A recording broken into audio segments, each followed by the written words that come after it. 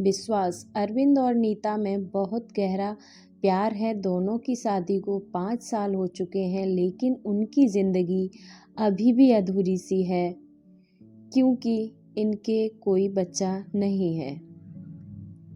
फिर भी उन्हें विश्वास है कि इस साल उन्हें बच्चा हो जाएगा। दोनों के बीच इतना प्यार है कि एक दूसरे के बिना बिल्कुल नहीं रह सकते। बच्चा न होने की वजह से अरविंद के माँ बाप नीता को कभी कभी ताने मार देते और नीता भी सुन लेती क्योंकि उसे यकीन है कि उसे बच्चा जरूर होगा। यही समय बीतता चला गया और एक दिन जब अरविंद ऑफिस से घर आ रहा था, नीता को बाजार में किसी दूसरे मर्द के साथ देखा। नीता और वो व्यक्ति बहुत खुश लग रहे थे और ऐसा लग रहा था कि वो दोनों एक दूसरे को काफ़ी वक्त से जानते हैं। अरविंद घर आ गया और फिर थोड़ी देर बाद नीता भी घर आ गई। नीता के आते ही अरविंद ने उससे पूछा, नीता कहाँ गई थी तुम? नीता ने हंसते हुए कहा, मैं बाजार गई थी, घर का कुछ सामान लाना था। ये सुनकर अरविंद को थोड़ा गुस्सा आया, लेकिन उसने नीता को कुछ नहीं कहा। उसके बाद अरविंद ने नीता को कई बार उस आदमी के साथ अलग अलग जगहों पर देखा और एक दिन अरविंद ने देखा कि वो आदमी नीता को घर तक छोड़ने आया। नीता उसके साथ बहुत खुश थी। उस व्यक्ति ने नीता को घर के बाहर छोड़ा और फिर चला गया। अरविंद का दिल बहुत दुख रहा था, लेकिन नीता को खो देने के डर से उसने उसे कुछ नहीं बोला।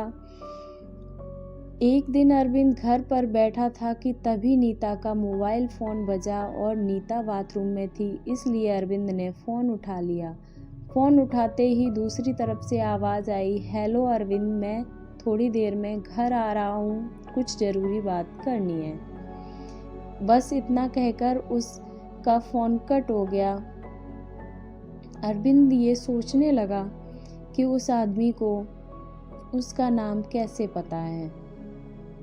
उसके दिमाग में कई तरह के ख्याल आ रहे थे। अरविंद को लगा कि शायद वो ये आदमी है जिसके साथ नीता अक्सर घूमती है। अरविंद को लगा कि शायद नीता उससे डिवोर्स लेना चाहती है और इस सिलसिले में बात करने व्यक्ति घर आ रहा है। अरविंद बहुत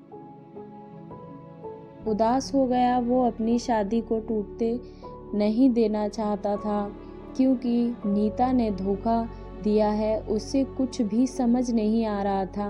अरविंद जैसे अपनी पत्नी को खो देने के डर से घबरा गया और वहीं जमीन पर गिर गया। इतने में नीता भी बाहर आ गई और उसने अरविंद को उठाया और पूछा, क्या हुआ तुम्हें?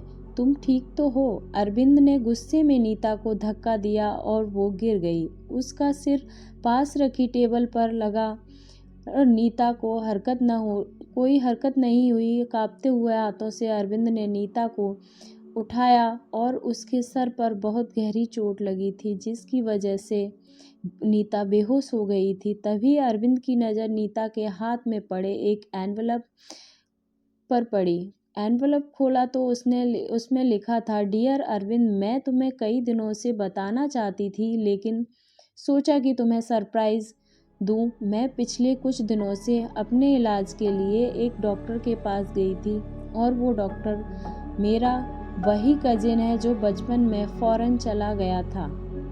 उसने मेरा ट्रीटमेंट शुरू किया और अब मैं 2 महीने की प्रेग्नेंट हूँ। आज मैंने अपने उस कजिन को खाने पर बुलाया है। तुम उससे मिलकर बहुत खुश होगे। तभी दरवाजे की घंटी बजती है और अरविंद दौड़कर दरवाज़ा खोलता है। दरवाजे पर नीता का वही कजिन खड़ा था वो कहता है, अरविंद, मैं नीरज हूँ, नीता का भाई, कैसे हो तुम? तभी नीरज की नज़र नीता पर पड़ती है और वो खून से सनी हुई ज़मीन पर पड़ी थी। नीरज फौरन ही उसको हॉस्पिटल ले जाता है और वहाँ नीता कोमा में चली जाती है। नीता अपने बच्चे को भी खो देती है। अरविंद अपना सिर पकड़े उसके पैरों पे बैठा हुआ माफ़ी मांगना चाहता है, लेकिन नीता अभी भी कोमा में है। एक छोटी सी गलतफहमी ने नीता और अरविंद के रिश्ते में भूचाल ला दिया। तो आज की स्टोरी आपको कैसी लगी? अच्छी लगी हो तो चैनल को सब्सक्राइब करें, वीडियो को लाइक करें। Thank you.